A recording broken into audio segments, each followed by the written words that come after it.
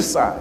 You want representation or you want equality? You want titular representation? You want a cover story or you want equality? Are you interested in developing the human potential of the African American population? Or are you merely interested in covering your ass by being able to present an optics that shows that you're a diverse and inclusive institution? Affirmative action is racial discrimination.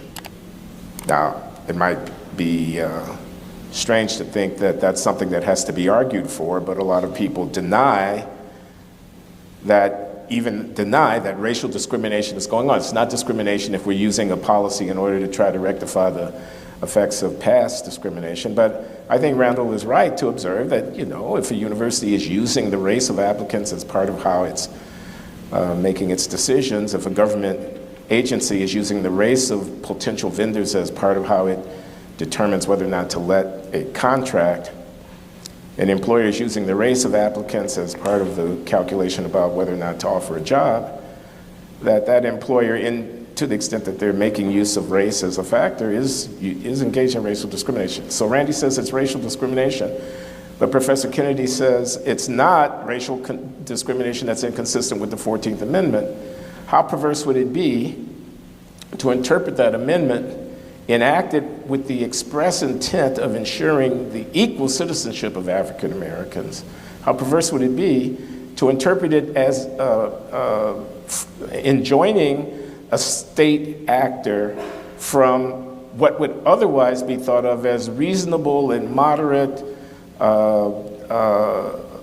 use of race with the purpose of trying to reverse the consequences of historic racial discrimination?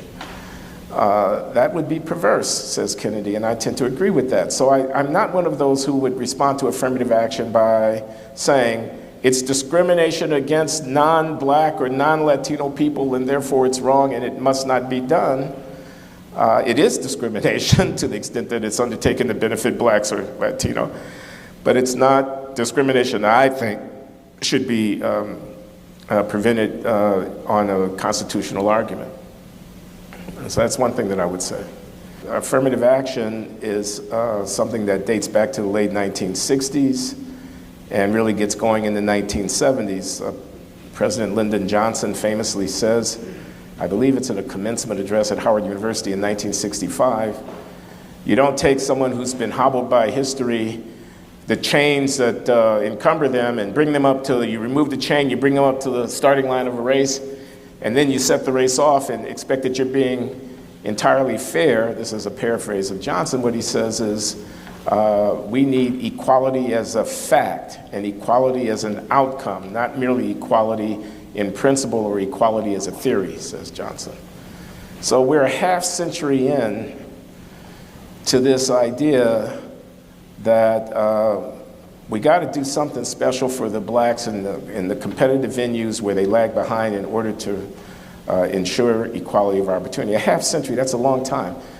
It's as long from Johnson giving that speech in 1965 to where we sit right here today in 2019, as was the time that expired between Appomattox, where Lee surrenders to Grant, and Versailles, where the First World War is brought to a conclusion. That's a long time. That's 3 generations. It's a long, long time.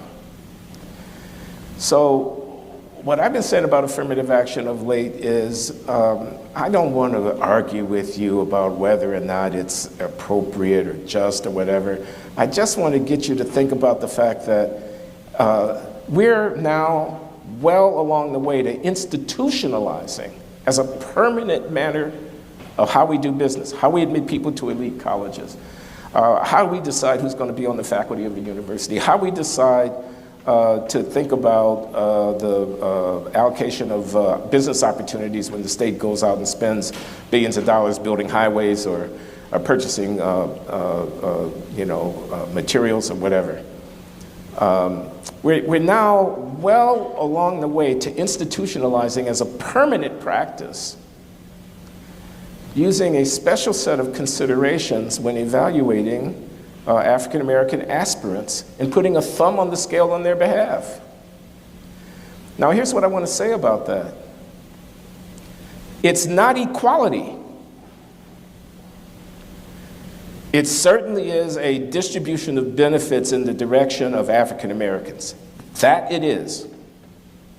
It's a benefit to some African Americans to be able to enjoy opportunities that they wouldn't otherwise enjoy because of affirmative action. But if the goal is racial equality, baking into the cake the practice of treating blacks specially in virtue of their blackness, people born in the year 2005 is not equality.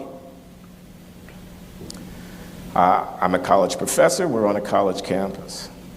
So the question of affirmative action in higher education is a natural one to contemplate. I'm not sure what goes on here, but at Brown we get over 35,000 applications a year and we admit about 1,800 people. That's a pretty selective operation that we're engaged in. We're an elite institution. Average SAT score is, I'm sure it's over 1,400, combined math and verbal. It's an elite enterprise. Do we really want to build into our policy going forward forever the idea that blacks simply can't be judged by the same standard with respect to this kind of undertaking?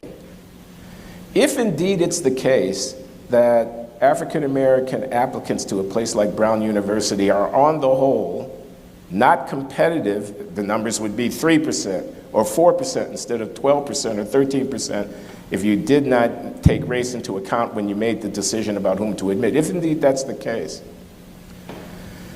do you think that you're going to get to equality by institutionalizing the practice of lowering the bar?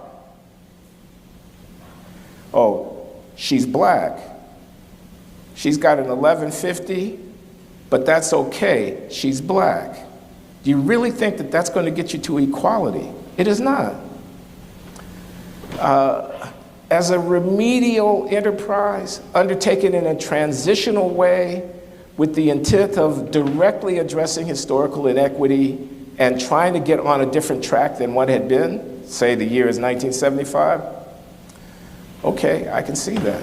As a permanent practice, as the way of doing business, as in effect, compensatory endowment to people of color so that they can be represented in numbers that don't actually reveal the disparity in their performances.